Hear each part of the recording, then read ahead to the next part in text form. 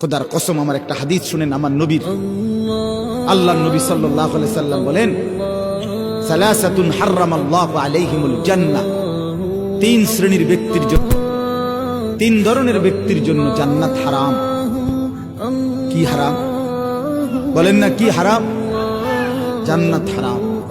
এক, মুদমিনু খামরি, নবীজি বলেন মদখোর, মদ যে খায়, নেশাখোর, মদখোর, গাঁজাখোর, কুইট্টাখোর, বাবাখোর, ডাইলখোর, এই হারামের জন্য জান্নাত হারাম।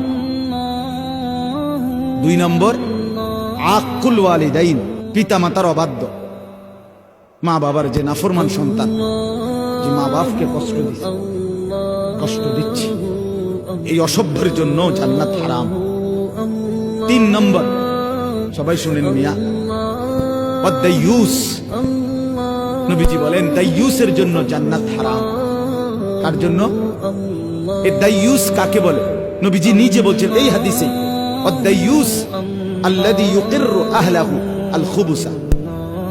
নবীজি বলেন এবং ওই দাইয়ুসের জন্য জান্নাত হারাম, যে তার পরিবারের জন্য, আহলাহু মানে পরিবার, স্ত্রী সন্তান, যে তার পরিবারের জন্য নাপাকি, নাজায়েজ, হারাম, অশ্লীলতা, গুনাহ, বেহায়াপনাকে মেনে নিচ্ছে, স্বীকৃতি দিচ্ছে, খোদার কসম তাকে দাইয়ুস বলে, তার জন্য জান্নাত হারাম।